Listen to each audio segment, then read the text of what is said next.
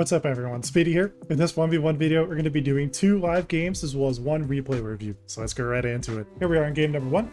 So, main theme of the video for today, this guy's AFK. That's excellent, okay. That always is an interesting thing when you're about to make a point on something. And somebody's AFK stratting, as always. Anyways, so the main goal for this video is that I want to be able to talk about one of the most important things about improvement. Because oftentimes, and I'm going to title the video on this as well, oftentimes people get too focused on the result for improvement, but not enough focus is on the effort. So I want to talk a little bit about that. So in sports psychology, it's something that's pretty common. This is a wave dash player. Got a feed that shot on net with pressure. But we oftentimes kind of focus too much on the result, right? Say you want to be a good player. Problem is we focus on, oh, I want to win a championship, or I want to win a race, or I want to be winning an event. But the problem is that by focusing on those things, we're not really focusing necessarily on the process of getting there, which leads us to an unfortunately kind of dangerous path. Nice, and rip a shot on that, but it's more focused on his wave dash mechanics than it is on the shot. But we focus on the result, and the problem is that it creates this kind of fallacy where the more of a paradox really, the more we focus on the result, the less able we are to kind of like actually make the result real. It's kind of similar to the nature of like how we kind of focus on flow state.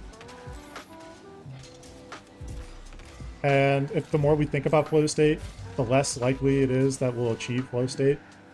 Kind of an example. We're just going to kind of be careful with the ball, but it's in a safe space.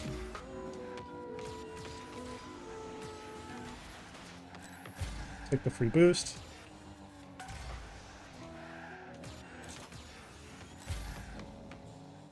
Let's take time. There we go. And so we get so focused on, we want that objective, we want that goal, we want that result, right? But the problem is we don't actually give ourselves like a genuine pathway to actually achieve such a thing. So we end up never really actually achieving it. And then we just get locked in this situation. This applies to Rocket League. Have you ever been hard stuck in a rank? Because this is kind of like a continuous problem for a lot of players, is that we get quote-unquote hard stuck. Here, I'm not going to commit. Here, try to play into the 50, recognizing the opponent is going to make themselves awkward. And it's a space that's safe.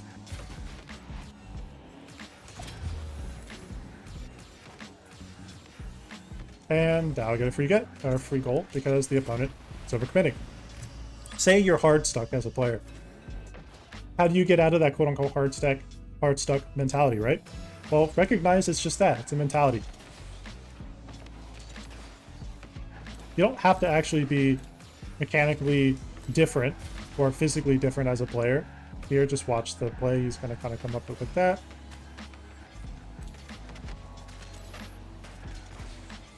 He's going to try to play it annoying. That's fine. He's going to rip another shot just close to target. It's going to go, there we go, okay. You see, by the opponent just being aggressive and not putting themselves in a good position, they're putting themselves further away from the objective or result of winning the game. GG. So one of the things is that we get so focused on what our rank is. We want to achieve a rank, right? Oh, I want to be able to achieve whatever rank, you know, SSL or Pro or whatever it is, right? But the problem is we don't give ourselves a pathway incrementally to achieve that. So what happens is we create what's essentially called, like, we create a disconnect. And that disconnect is where we get hard stuck, because we get so stuck thinking that we have to get to this rank that we lose out on the focus on improvement. We lose out on the focus on the effort. We need to focus, if you want to get out of being hard stuck, you need to learn how to focus on having the effort. So here we are in game number 2, by the way. So focus on the effort of improvement, not the result of improvement. Try to put pressure here with that play. Turn infield a little bit. There we go. But it's trying too hard with that. They don't have to go for a pinch there. It's not a high percentage play. It's better they get a control touch, especially on that low boost. In my position, having boost and position, it's way safe. So here, flip it to the right. Can't commit.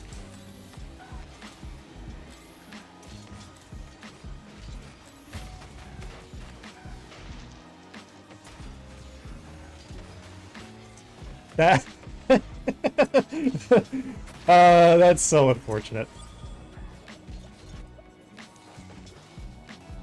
But we get so focused on wanting to be a certain rank. Oftentimes people are like so worried, like, oh, I'm Hardstuck GC and I'm washed. Well, the problem is like, what are you doing to achieve betterness as a player? Are you focusing on improvement? Are you focusing on replay review? Are you recognizing good or bad habits that you may have? Try to flip it left. That was unfortunate.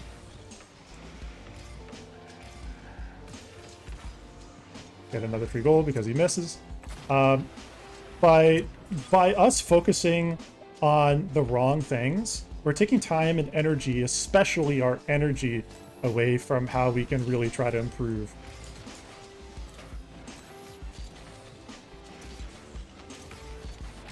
Couldn't get there in time. Kind of a poor kickoff, because once I flip the opposite way, so once I flip across like that, he flips the right direction. That's what leads to that.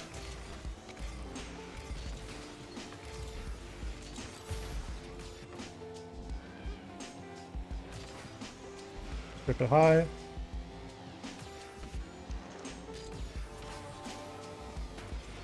Doesn't know how much boost I have, so I'm going to play into this.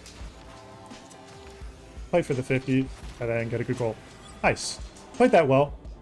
The whole goal in this position was just to focus on how the opponent was not going to jump, so don't have to jump yet. Once you see the opponent's in an awkward position, that's when you want to bite. Let's put shot pressure on him.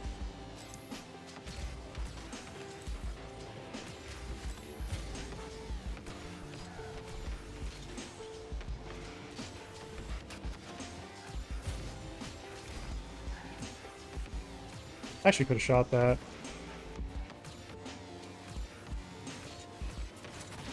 That's fantastically played, dude. That is probably the best way you can play the corner, and GG. Okay. So hopefully those tips, though, like discussing about why you may feel like you're hard stuck, this will help. Really, hard stuck is a mentality. It's not a physicality. You don't have to physically be stuck in a rank. The thing is your rank it's something that should be a byproduct of your effort, not the other way around. Your effort should not be a byproduct of being a rank. So if you're in this position, for example, like me, where you're in these lower ranks, going against a lot of higher skill players. So control touch. Gotta get that.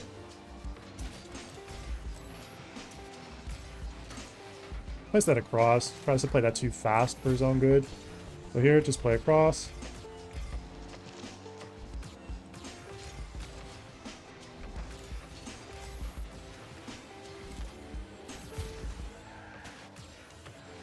Wait for him to boom.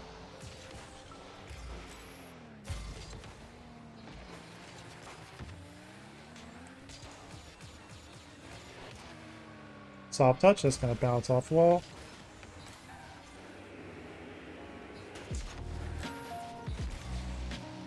Not really too threatened.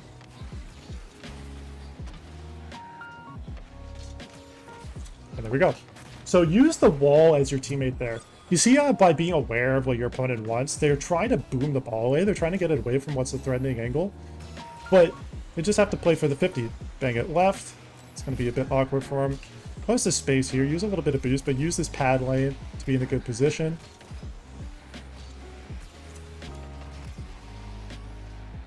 Wait for the bounce. Oh, dude, that's just that's just well played. That's just well played.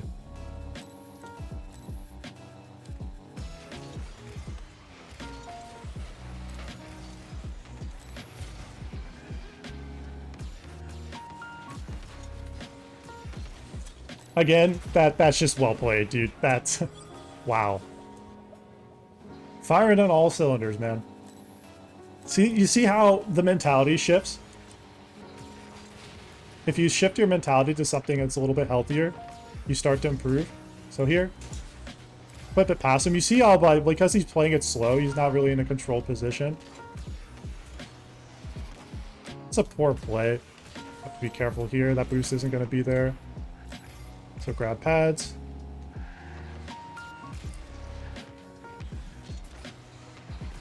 Played that pretty badly. The reason I played that badly is for two reasons. One, so think about like when you make mistakes. Putting myself front post, and not only in front post, but in front of front post, so I'm awkward, so I'm out of rotation. So here, flip it right. If I get a cross, I don't have to get possession here, but I have to make it awkward for the opponent.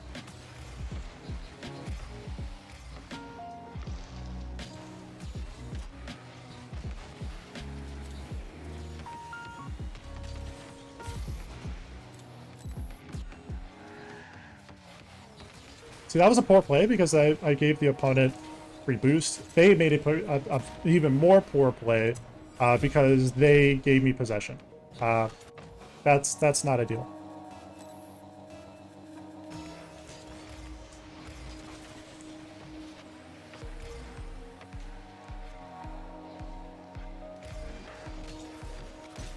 Yeah, actually made a good shot there.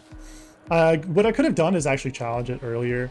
Once it bounces here, I honestly needed to play that a little bit faster there. It would have been okay.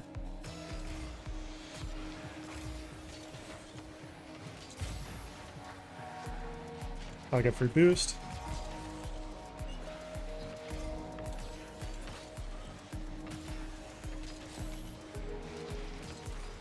And he goes for the fake. Well played. He knew I was going to bite there. See, that's a good fake. So recognize the threat. So here is the threat, and he recognizes that's a good time to fake. See, it's all about the threat.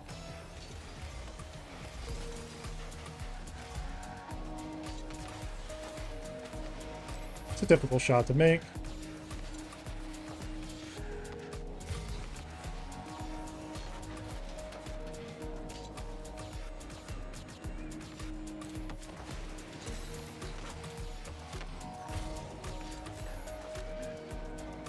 Here's take time.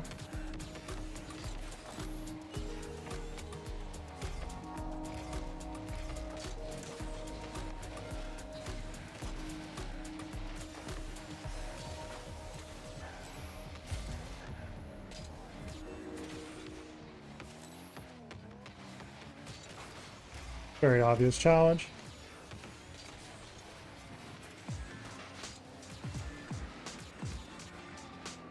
And now decommit.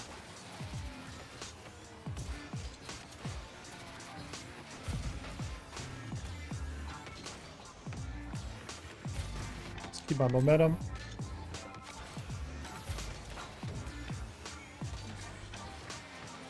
Very well played. I was not anticipating him challenging there. That was a good play. Opponent does a good job of just closing the space when I wasn't thinking about it. So you see how like the mentality shift these past few games creates a different situation. Ah, that's a really annoying bump too. Oh, good though. Don't commit. Wait for the bounce.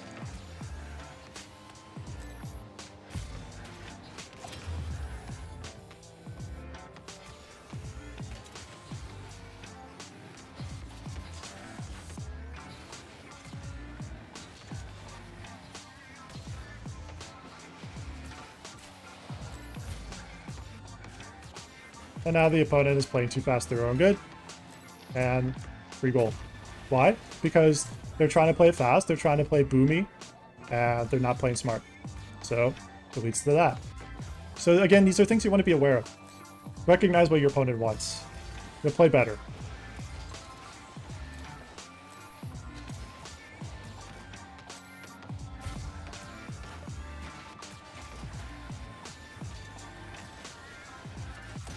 Opponent is playing really well on the response plays.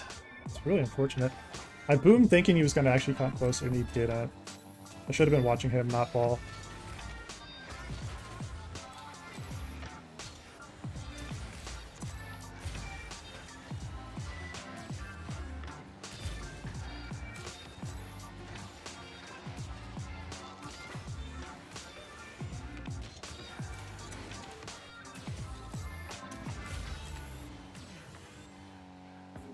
Doesn't want to go for it. Fair enough.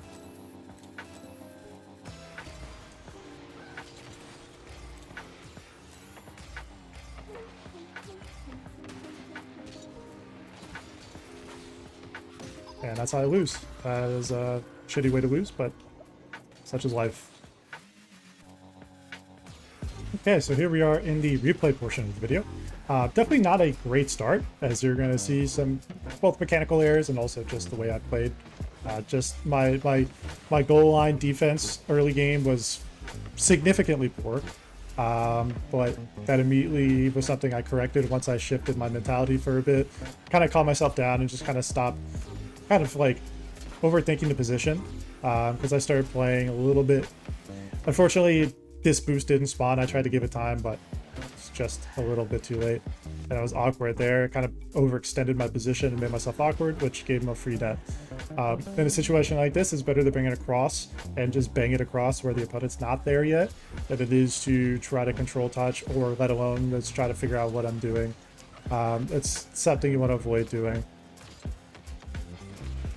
So there I faked the opponent out.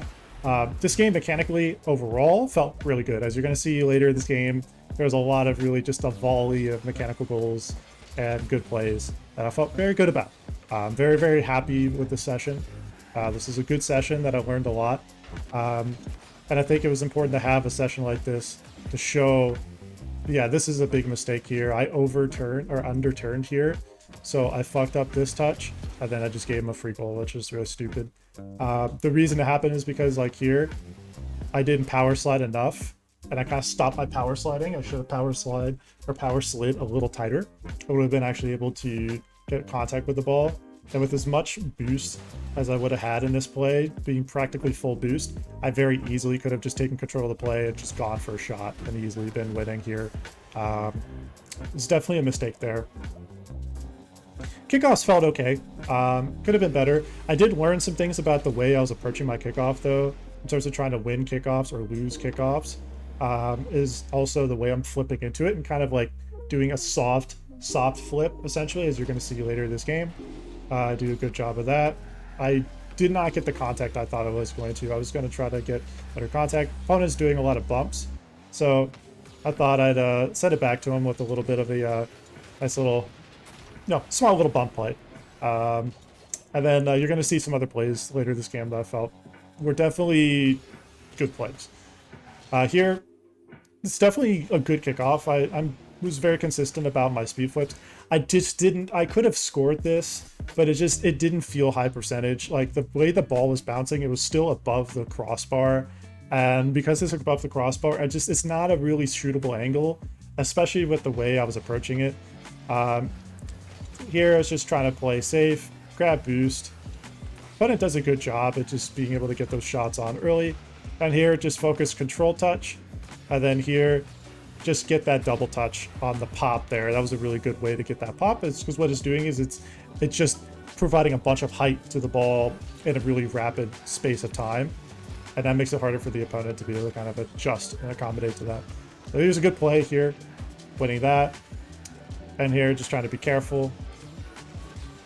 And it's just really ideally trying to bite, make the opponent bite here. This play I could have played better. I committed my position badly because at this point here, I got too hezzy, and I could have honestly just 50'd early and been better. But because I was so hesitant to it, I created a situation where I was in between two sides of not sure which way to go about it. And that's where that dangerous type of 50-50 or dangerous type of like half commit mentality can happen. And that's a very dangerous. This is a good bump here, kind of gets me all fucked up. So here, just recover, get that boost. I can tell he's going for a reset, so just trying to play for the reset. So I could tell he was going for that. And immediately try to close the space. Here, use the sidewall as a teammate, essentially, just creates pressure. This is poor. The reason this is poor is it separates a little bit too much, and I can't really do anything to actually create pressure with this play, or let alone like proper goal line pressure. Opponent does a good job overall. Like this guy was definitely another good player. This guy was definitely decent. Like the way he played was definitely Was he an alt account? I don't know. But definitely the dude was underranked for sure in terms of skill. Yeah, he was a good cut here. The opponent gets that separation. I timed this separation point well. Is like right here. He doesn't have an additional cut, and that's why once I saw that, that's why I cut the way I did. Felt comfortable with this play, and it's good to get on the board. Kind of grab that lead, and mentally at this point, the mentality shift kind of occurred. You know, I had that mentality shift and kind of was like, okay, now I have a lead again. Let's keep it. Let's play smart. Here, opponent does a really good job bumping. I honestly should have had vision of the opponent and just thought about the opponent in this position. And I thought they were going to be on the left side of the field. They actually were on the right. They played this really well. They get a big flick, but flick doesn't really do anything because in this position, I'm already kind of covering. The opponent now makes himself awkward. He tries to go for a shot and gets greedy here. At this point, I'm like, okay, let me start bringing the ball forward. Opponent tries to bang the ball up. And at this point, I'm like, okay, now I have a control touch play. Go for the flick. Get a good flick. Doesn't have to be a crazy flick, but a good flick that's on target. Just puts that pressure on the opponent. And this is when the volley, so that's the first goal of the volley, where I just start getting a lot of goals in quick succession, where next period of time is solid. So here, just recognizing the opponent, the way they're facing. So you want to think about like the way the opponent is facing here, is they're facing essentially goal side to the ball. And that's not normally a bad thing, but the problem is if they don't have momentum. The fact they don't have momentum with it and they're stopped, I have momentum, that's why I beat them to the play. So in creating a situation where you want to have a 50-50, you want to think about the momentum of you and the opponent and how that momentum is going to interact with each other during the play, because that's where the 50-50 result. So here I kind of got a weird takeoff, so I just decided to go for a delay. The kickoff just felt off, so I was like, let me just correct mentally by doing a delay. You know, I've been doing a lot of normal speed kickoffs, like on speed kickoffs, so I realized I was like, let me do an off speed. This is a good touch, and this control touch, it's so it was mint, dude. I love the way I went about this.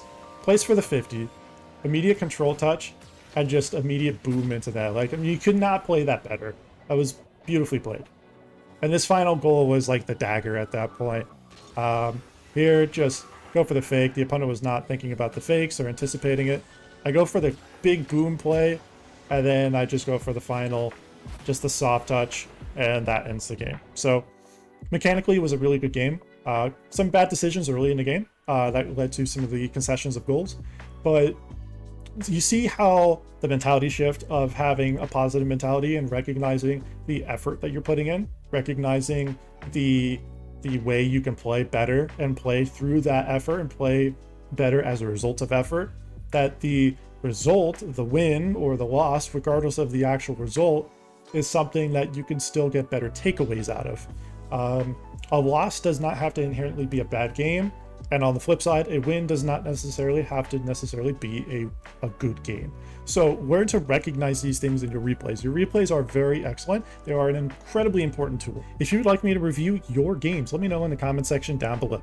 Thank you so much for watching, everyone. And if you enjoyed watching this video, I'd like to ask you to hit that like button, comment, and subscribe. Speedy Man out.